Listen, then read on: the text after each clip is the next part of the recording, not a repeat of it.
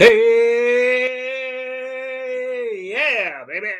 This is Dominic D'Angelo, WrestleZone.com, and it is two Dynamite dudes on a Rampage. Yes, I am making the return. Finally, we are back. I'm back on track. Marcus and I are going to get back on a schedule of every Saturday is the plan. Every Saturday evening we're going to do for two Dynamite dudes. It just kind of fits our schedule a little bit better. A lot of things cooking. There was some new stuff coming into play from a career perspective for me. Marcus has his career stuff going on too. Just a lot of moving parts. Finally, we're getting back on track. So, hey, everybody, we are live. And yes, it is two Dynamite Dudes on Rampage. And we are back. The return. If you're not familiar with the show, this is all AEW talk. The whole show, we discuss what went on throughout the week, what's to come, all that stuff. And we already have Nesha in here. Yes, Nesha, thank you for coming back. Missed you too. It's good to be back. Yes, I was itching to do this. I was just telling Marcus yesterday, I think it was. I was watching like one of our old episodes and like just busting each other's balls is great. So I'm going to bust Marcus's balls like crazy since he's not here. He said he could not make it, and therefore he gets roasted. I will roast him relentlessly tonight as I do this show. It's going to be not super long, but I do have some big talking points I want to touch upon about what happened over the past week here, and then what's kind of been teased and the speculation that's coming. Oh, Stephen Chambers is going to be here too. Sweet. So yes, if you want to join in on the conversation, feel free to chime in the chat. I'll take questions. I'll take comments. I'll take thoughts. I'll take any roasting of Marcus is highly welcome. He's a degenerate, and I am ashamed to call him a brother right now, quite frankly. Yes, plenty of excuses for Marcus, but not enough talk, and it's very upsetting. So, but yes, what a week we've had on Dynamite and Rampage. I would say, actually, with the exception of the CM Punk MJF match, I really think Rampage kind of stole the show this week with what was presented. Yeah, I think the big thing was, I mean, you think about CM Punk and MJF, and we're starting the show with that. But, geez, that was something to take home. And lots of pacing. I can't remember who said this on Twitter. Somebody mentioned it. Maybe it was a podcast I was listening to, but I thought it was a very good point, was that when you watch a CM Punk match, the pacing is so different than everything else. And that's what makes it stand out in a lot of ways. And when you have guys like a CM Punk or an MJF working together, they both have the old school mindset and are students of the game. So, like, they're willing to do, like, pace it out. And that's what this match had.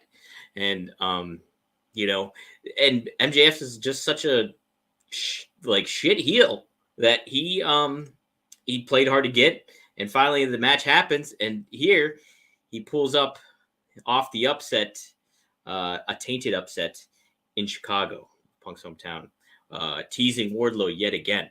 That face turn is coming, but it's a matter of when, if and when. Well, not if, it's a matter of when it's going to happen. I think, I don't know. I want to get your guys' thoughts on it. If I was almost thinking that, oh, hey, Steven. Yeah, you're here. All right. Nesha, you want to do the show instead of Marcus? I like it. I think I want to get your guys' thoughts on what about Wardlow here? Are they playing this the right way? Like, is this taking too long? Is it the right pace? I was like itching. I was like, okay, I want the face. I really wanted the face turn to happen then. I think because, hey, CM Punk's in Chicago. I think it's hey, it's cooking. You want the babyface get over, but no, they teased it. Punk lost, and then Wardlow is still heel and still heel roll, but it's coming. You just know it's coming. So, but they're playing the slow game on that. Warlord joins MJF. That would be interesting. Jeez, can you imagine that? I think I liked the execution of it overall, and like how even the little aspect of the announcers not realizing that it was Wardlow who handed MJF the ring when he stepped over MJF. I thought that was really cool. I didn't pick up on that. Okay, so Steven thinks Wardlow does the face turn at Revolution. Yes, I could definitely see that happening. And I think that would be appropriate. And then you got a program that you can run with Wardlow and MJF for a while, at least at the very least until Double or Nothing. But heck, you could go longer than that. So yeah, it'd be intriguing to see what all shakes down. I would like to see maybe Wardlow and Punk tag up eventually, and maybe MJF introduces a new individual into the Pinnacle and then kind of reestablishes the Pinnacle as a presence, because I mean they're still together, but how often do you see FTR and them all together? It's been a while since we've seen them all together on the screen together. I mean, Shawn Spears comes out with Wardlow comes out with MJF, and sometimes you see Wardlow, Spears, and MJF together, but you haven't seen FTR with them too much. It's just kind of been like here and there, kind of like the Inner Circle in a way, which will, we can talk about that too. But I think, yes, I liked it. I liked the match. I liked the length of the match. It seemed appropriate, it all being in Chicago and everything like that. So yeah, I'm excited to see where this goes. And I'm all for this feud carrying on for a while, Yes, Nesha, I agree with you. Mox is looking very good since his return. Let's talk about that then. Yes. So we had a little confrontation with Danielson and Moxley coming after Moxley had a very game match against Wheeler, Utah. And it was a great match. I thought too that, Wheeler looking more competitive in this match was very appropriate. And yeah, Mox does look very good right now, like physically. And then just from a presence wise, I think I said after on Twitter, I think I said, like Mox is like your all around baby face right now. Like what you want out of a wrestler, you're all around wrestler. I think he's at just, he just has that organic, innate ability to connect with the crowd and be that kind of Terry Funk wild man. And, that's who he is. So like you're getting a lot of authenticity with that, so it's very cool to see. It's like, that's why him and Eddie Kingston work so well together, because they're both, authentic. And I think Mox is really feeling that right now. And whether now, I want to get your guys' opinion on this too. Would you hope it's a feud between him and Danielson? Or do you hope they actually do that faction that Danielson was teasing about? Because he listed some names that are fan favorite names, like ardent fan favorites. So like Lee Moriarty, Daniel Garcia. Who else do you mention? Wheeler. Gosh, there's a couple other good names there. You're like, damn, yeah, that would be. I mean, he sold me on it. I was like, I just don't know. Daniel Bryan is working the heel role right now. He really was playing into that, ripping on the crowd and all that stuff. So I like Mox in the babyface role. Nesha, I do want them together, but I'm torn because I want to see Mox as the babyface because he's really hot right now. I like Mox with Eddie Kingston too. I like Mox with Eddie Kingston more than I like what they're kind of doing with the Inner Circle right now. Even I like just that ragtag tandem that they go so well together, but they're like, just a couple of outlaws working together at kicking some ass, like a couple of lone wolves, like they're sharing the pack at the moment. That's what I like, the vibe that Eddie Kingston and John Moxley give off. So I would, man, it's tough because I think I would, yeah, you know what? I would like to see Mox. This is how I'm going. I'm thinking at the speed of thought here, but I think I would like to see Mox go and feud with Danielson. Danielson finds somebody else to fill that Mox role, and Danielson forms that faction that he was talking about with somebody else. And then you got Mox going up against some other people. Or, geez, think about this. You have a crew of Mox's guys versus a crew of Danielson's guys. Like the line is drawn in the sand where it's like, okay, hey, I'm on Camp Mox. I'm with Camp Danielson. That might be kind of cool too. So yeah, I think I kind of convinced myself. As much as I like those two together, I think I'd like them apart. You know, I don't know. Let's see here. Let's see what you guys say. Mox and Bryan could be interesting. Mox versus Danielson, Revolution pay-per-view. Be cool to see them join forces, but I don't see it right now. Yeah, Steven, I think I'm with you. Friend of the show. Yes. Thank you, Nesha. Eddie Kingston, friend of the show. Yes. We need to get more friends of the show on here. I got to put people. We got Thunder Rosa. We have Eddie Kingston. We have Crowbar. We need to get some more talent on Two Dynamite Dudes. I'm not against that. So we'll see what I can brew up. I'll think of something. I'll get something cooking. Yeah, I know he's got that eye injury. Yeah, he's just not medically cleared to wrestle yet at the point. Nesh is a friend of the show. Yes, that's true. That's true. So, yeah, we'll get everybody in the mix here. Do something. We'll figure something out. But let's go to what's the next topic I want to talk. Yeah, okay, let's go with this. This has been the buzz here. The buzz of the early week and the weekend was Tony Khan's big surprise. Teased about something maybe on Rampage, but then it ended up, hey, going to Dynamite. Let's see if I can pull that tweet up real quick. But I thought,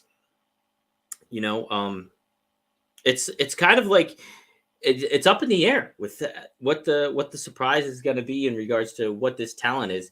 The way Tony worded that tweet was very unique, and I think, I don't know, it could go in several directions.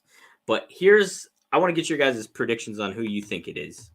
Yeah, let me see who else you guys think it might be. But this was my thought, and I thought about this either yesterday or today. And that, hold on a second. Let me try to find this tweet. Oh,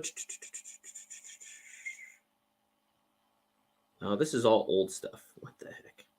Okay. So Steven, you think it's Keith Lee? Yeah, I mean, I could see that. I could also. This is who I think it might be. But I want to listen. I got to bring up that tweet before I say anything, because I could be off. They re-signed Cody Rhodes. Could you imagine that? That'd be pretty funny, Nesha. They re-signed Cody Rhodes. Hey, that's the talent we signed. We got him. All right. So this is the Khan's full comments on this baby, courtesy of, who's this? I want to say this is Joe, my buddy Joe, who wrote this, but maybe not. Anywho, thank you everyone who watched AEW Rampage tonight. I have some more info to come here tonight on AEW and Wednesday's announcement for AEW Dynamite. I want to let tonight's great start. Oh, wait, this is different. Okay, so he was just teasing it a little bit. On AEW Dynamite Live, a top wrestler will walk through the forbidden door this Wednesday and debut in AEW. More info to come. Thank you, everyone who joined us for a great Rampage night. See you Wednesday. So then Tony adds, the forbidden door can be open for anybody from any wrestling promotion in the world, whether or not it's a company AEW is on good terms with, even if it's someone from a company that's open for business. They're also welcome to slam the door in the face of their prior company. With a great showing in tonight's AEW Rampage TNT title belt, Isaiah Cassidy has earned a qualifying match for a spot in the Face of the Revolution ladder match with a TNT title shot at stake. His opponent will debut Wednesday and sign a contract with AEW. Isaiah versus ? On AEW Dynamite. Then what else is this? Was this something else? The big announcement for Wednesday's Dynamite that we referenced on AEW Rampage, a free agent debut. And the person walking through so one and the same, yeah. They're walking through in the door, signing a contract, and then slamming the door shut on Wednesday on AEW Dynamite. So let's see who you guys say. So Nesha, you say maybe it's a female. I don't think it is, because if it would not be in the qualifying ladder match with Isaiah Cassidy. They've had mixed intergender tag matches, but AEW has not done intergender match. And I don't think they're going to start with this one here. But Ember Moon would be cool. I mean, I would like to see her get signed. Here's my thoughts on who it is. Give me your feedback. Maybe I'm off on this. What about John Morrison? They kind of, he's kind of laid low since being released. I don't know if his contract, when his clause runs out, if he's not past the 90 days, maybe he's not past the 90 days now that I think about it. But geez, didn't he get released around the same time Keith Lee did? Let's see, when did John Morrison get released? I hope you can see me still. You probably can. John Morrison release. Let's see here. Take a look. November 18th. Where does that put him at? 90 days. November, December, January. It's close, isn't it? Maybe he's got a few more times. Maybe he's got a little bit more. Yeah. I don't know. But I was thinking Morrison just off the top of my head. And then, because it's just like he's an established talent that really does have some cachet that just been underutilized. I mean, evident underutilized when it is returned to WWE. I could not believe how they handled him in WWE. You just look at it like, okay, start him off with The Miz if you really want to. Nah, I'm not big on that.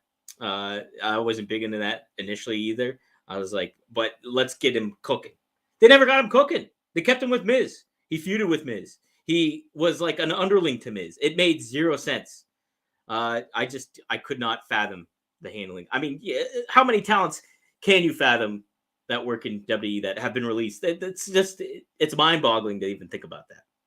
I was talking to a wrestler earlier this week about, how there's so many missed opportunities that WWE has just screwed up on, is that many times. Dude, Nesha, I would love Killer Cross. I would love it if it was him. They're teasing him MLW big time. So I'm excited for that. I first saw Killer Cross at MLW Fightland in Philadelphia. So, yes, he fits right into that puzzle piece of MLW. I like him a lot. Shoot. So February 18th. Okay, so he's done, Steven. So he could go. Morrison could go. February 18th is when his contractor. Thank you.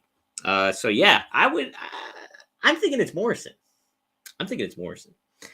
So that's who I'd maybe lay a little bit of money on it. A little bit, like $5. I don't know. I do sports gambling, so. But yeah, I think Morrison might be it.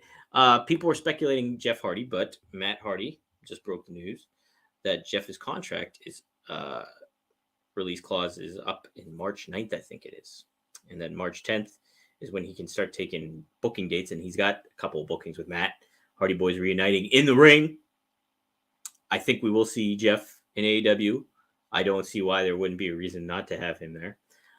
So I would love to. I mean, Jeff Hardy, the Young Bucks. I'm kind of like bragging in a little bit of way. I saw them, the Hardys, fight the Young Bucks at the ECW arena in like November of 2015. I think it was Tommy Dreamer's House of Hardcore show. Dude, it was great. And back at that time, I had no idea that the Young Bucks came out to Mbop at that point. So when Mbop hit, I fucking bursted out laughing. I thought it was fantastic. And so, I got to see that match. It was pretty awesome. So, yes, me and the 2300 Arena, we're pretty close. We're pretty tight here. I frequent that place quite a bit. I miss Philly. I miss living in Philly. Yeah, it's not going to be Jeff Hardy. Oh, Steven, I like this too. Davey Boy Smith Jr. I'd really like that, actually. We haven't seen him. I think it was one of you guys, either you or Nesha mentioned earlier here. Let's see. Steven, you mentioned it. The O&R Cup. So that would make kind of sense, him coming in there and mixing it up, a little bit earlier on. I would like that a lot. And you know what? He kind of got, they were talking about the talent slamming the door in the face of their old company, but he got his face slammed in the door. It's that was ridiculous. We didn't see him. They did a backstage exclusive, like one of those WWE exclusives of him talking. That's all you saw of him, because he wrestled a dark match. That was it.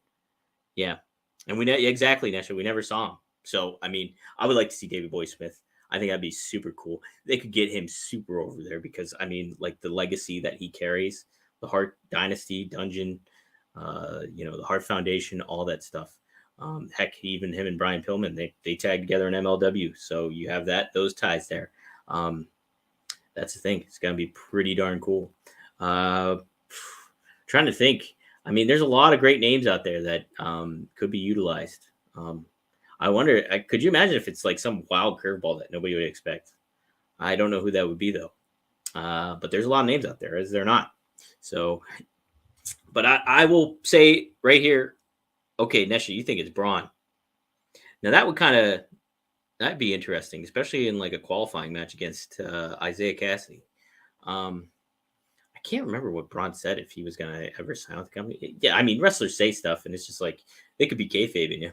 They could be kayfabe. I mean, that's the thing, wrestlers can say, it's like the NFL, like if you're watching a press conference of a coach, quarterback, especially in the off season too, or like, before somebody's contract runs out there, like they'll kayfabe you there. They'll be like, oh yeah, we're going to take a look at this guy, see how it goes. A new coach gets hired. They have like a incumbent QB that's up for speculation of like, hey, what's going to happen with this? Like, I'm a Jets fan, so we had Sam Darnold the season before here, and like Robert Saleh and all them, the new coach, like, yeah, we're going to take a look. We like what Sam's doing. We're going to assess it, blah, blah, blah. Say all that stuff. Say the right thing. And then, hey, you traded Sam Darnold. So I think, wrestlers kayfabe, pro athletes, pro coaches, they all kayfabe. So Windham Rotunda, I was just thinking about him too, Steven. That would be a good one. I mean, the options are open. Yes. Ultimately, I don't know who I'd really like to see. I think Windham Rotunda would be really good. Like, I mean, Jeff would be great, but obviously, like we already mentioned, he's not in the mix at this moment. No, it wasn't a good year for us, Nesha, at all. Being a Saints fan, Jets fan, rough times. I do like Joe Burrow a lot, though. I will say that. I'm rooting for the Bengals. But no, I think this is up in the air, and it's kind of intriguing. I hope it's really shakes up things a lot. I'm excited for it. It's always fun to have that surprise, and I think Tony Khan's well aware of that. So, wrestling is full of surprises, and I think for the most part, AEW's delivered on them. When Christian came out and debuted, I thought I love Christian. So ultimately, I thought it paid off. I love Christian in the mix. I think he's great. I think he's good on the mic. I want them to do more with him right now, actually. He's just aligned with Jungle Express, but I think you can really do more with him too. But we'll see how it goes. Let's see here. Okay, I don't have too much actually just to talk about. I do want to talk about this. Now, I really thought that Ricky Starks versus Jay Lethal was awesome on Rampage. Really good and appropriate main event. It really established Ricky Starks, I think. He getting a clean win over Jay Lethal in the manner that he did. Such a cool way to finish it. Jay Lethal goes for his lethal injection like springboard cutter. No, Ricky catches him in the Rochambeau and slams him down for the 1-2-3. These guys work really well together. And I just think, Ricky getting a definitive win like that is so cool and very, I think it speaks for more to come. So, and then just him with Powerhouse Hobbs coming out in that fucking fur coat and shit like that. Just a sweet ass vibe that Team FTW's got going on. You got Hook, you got Ricky, you got Powerhouse, and then you got Taz. Heck, I think we've talked about this before, how we'd like to see Leia Hirsch in the mix of that stuff. So, yeah, I think that'll be very, very cool. Okay, yeah, Nesha. Oh, hey, Kevin. Thanks for popping in. Good to see you again. Oh, you're there for the halftime show, Nesha. Yeah, that's gonna be interesting. I'm very intrigued by the halftime show. Dr. Dre, Eminem. It's weird because in college I was not an Eminem fan. Like, and this is okay. College is like, it's crazy to think over 15 years ago for me now. But I wasn't an Eminem fan back then. I can't remember which. It was like Curtain Call was the album that came out. One that had Toy Soldiers on it. Anything like that. Anyways, I was an Eminem fan. But I go and listen to it now, and I like him. I like Eminem. Dre, I like. Snoop's okay. He's okay.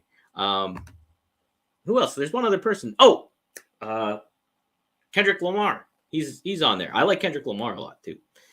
Yeah. I am a low-key hip-hop fan. I like a lot of hip-hop, different stuff.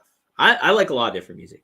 But yeah, so I think that's a good mix to have in for the Super Bowl halftime show. I'm intrigued by it. I will have the volume up for that. I'm going to be in a bar, but I want to hope to have the volume up for that. Mary J? Like Mary J. Blige in that? Is she on the halftime show? Okay.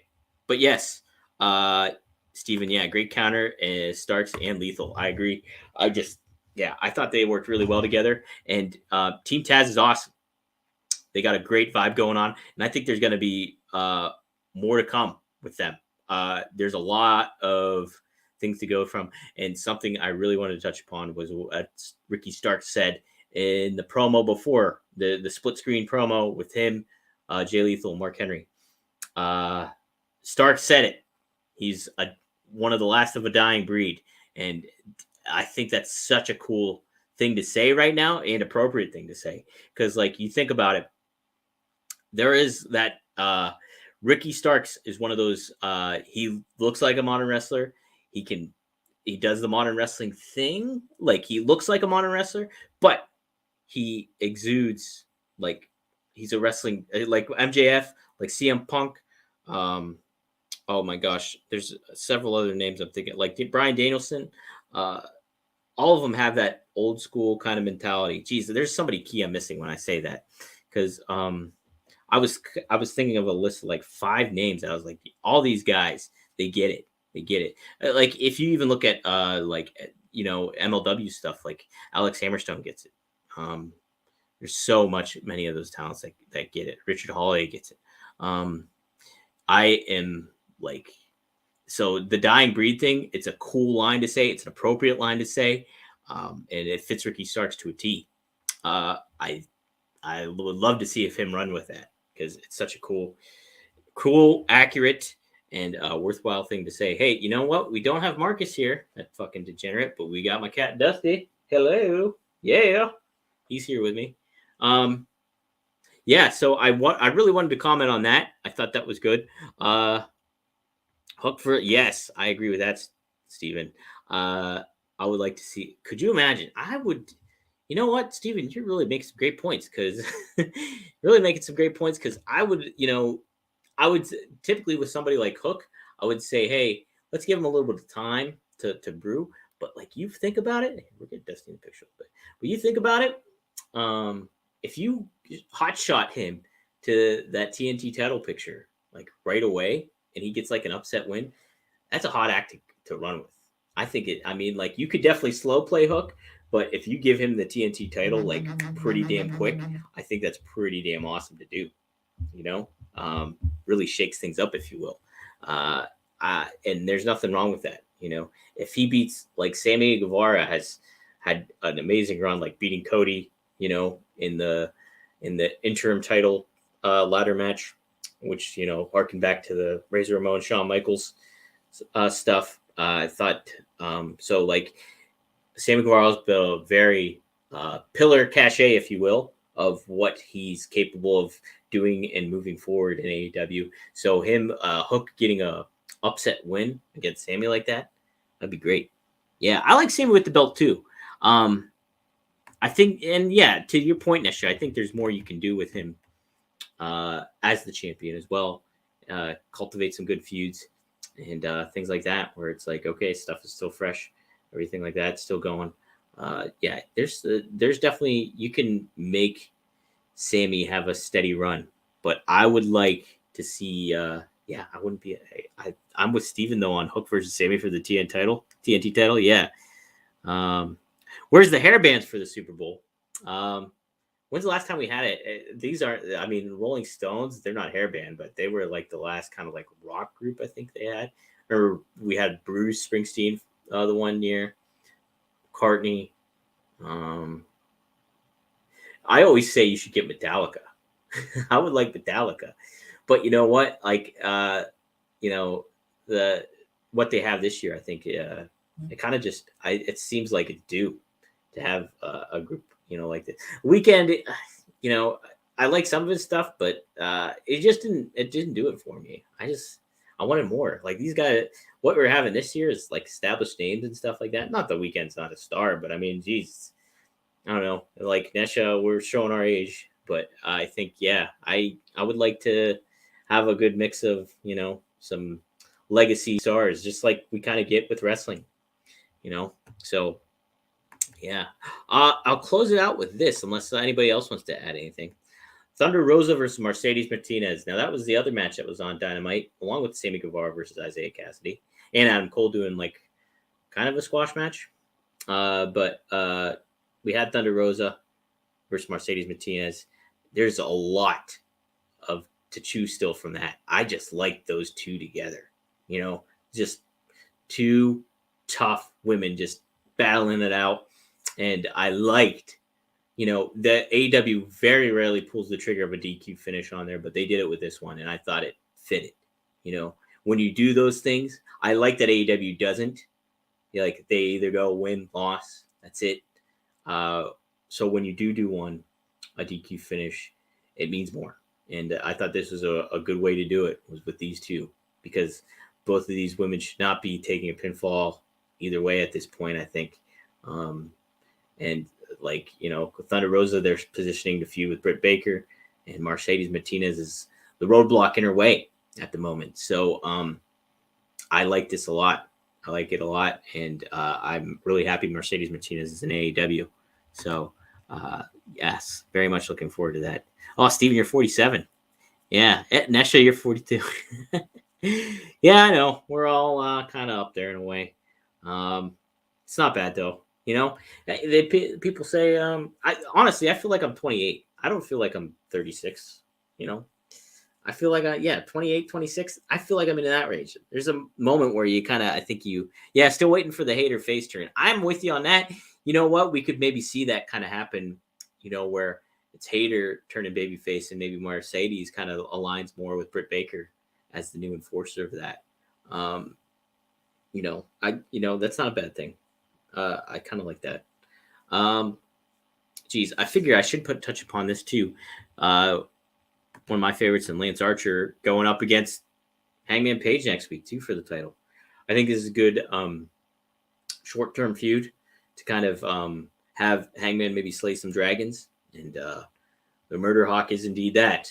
So I think this has been pretty fun. I would like to see Lance Archer just get some more television time with Jake. I really want to see Jake get some more mic time a little bit too. Establish him and Vicky both as more, as a on-air talent. You see them and stuff like that here and there, but you don't they really put Vicky over this week as a manager too, and her ability to do that. I think there's just, if you're going to have them there, definitely make use of them. I think I would like to see them just get in the mix a little bit more via the mic and stuff like that. And then I would, it's been back and forth with Archer, hey, is he babyface? Is he heel? What's going on here? Right now, I think I'd ride him as a heel for a while. But then, get that trigger. I was really pumped to see him kind of be that loose cannon that's a babyface, that an ass kicking babyface, big man babyface. I just want to see something and this is I think this feud here is pretty darn good. I like the contrast of the two, but also the similarities. Archer's from Texas, which is known as cowboy country. Hangman's cowboy shit, and all that kind of stuff. So it's a very, very neat and engaging dynamic that those two can have, and I'm intrigued to see the match go down, because it's not necessarily David versus Goliath, but very much something to that effect that I find intriguing. So, let's see. Yes. I know. No, Nesha, you won't. I'm saying, I don't know if you maybe tuned in. Saturdays. Marcus and I are going to be Saturdays moving forward.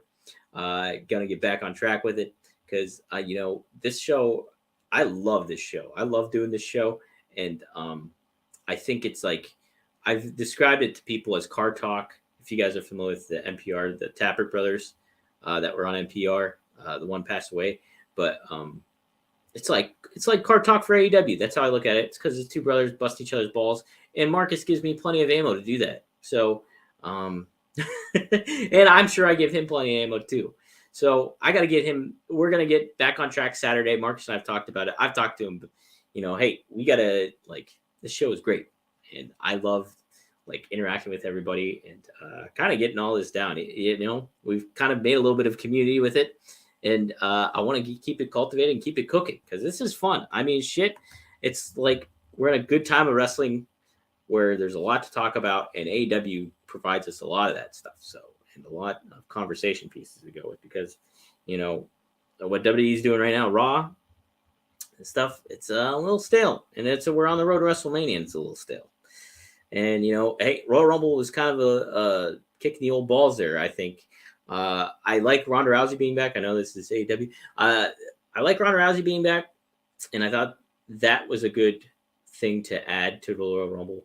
But, I mean, Brock Lesnar winning after he fought in the title match in the opening match, and then he wins the Rumble, and then we're going to see basically Brock versus Roman Reigns, which is an intriguing fight, but it's like, come on. Let's build new talent, and WWE for years has not done that. Vince has rested on his old laurels that he's familiar with. You look at somebody like Big E, who's fans get behind and fans want to see get established. He does not get established. He gets an unfair shake. AEW is giving you some options, giving you some intrigue, in creating these possibilities of, hey, what if Mox and Danielson make a faction of these fresh young talent? What if they fight each other? What if, what's going on with Cody Rhodes? What's his deal? I didn't even talk about Dan Lambert and Brandi Rhodes. Two heels going up against it. That was a wild segment. I'm curious what the ultimate intent was of that, because I think it was to tease Brandi as a heel. I really do. I don't think it was to establish her as a babyface. I don't. I think she was making the point to be a heel and saying heelish things. And I think Dan Lambert going up against her was more establishing something going on with Paige Van Zandt than anything else. And I like Paige Van Zandt too. She's got a presence. Her body language and facials are great. So yes, I think it was more of an intent to do that rather than hey, who's the baby face? Who's the heel? They're both kind of heels. And so maybe Paige Van Zandt's going to be the baby face that we're going to be cheering for behind everything else. So, yeah, I think that's where it kind of stands. Royal Rumble, disappointing show. Royal Rumble sucked. They pissed me off. That's my favorite pay-per-view. I know. That's my favorite pay-per-view too. Like growing up as a kid, I loved the Royal Rumble. Who doesn't love the Royal Rumble? Who doesn't? But it's lost its fastball. There's nothing that I was fortunate enough to remember it. But I will be very forthright here in saying I literally only tuned in the last 15 minutes of the whole show. The whole show. I was like, all right, it's still on. I'm going to go on Peacock and I'm going to check it out and see what happens. I was so disappointed. That last 15 minutes, fucking one of the worst 15 minutes I've ever seen of a Rumble, because the stars that were in there got thrown out. No, nobody got put over except Brock Lesnar, Shane McMahon, who's not with the company anymore. Hey, could it be Shane?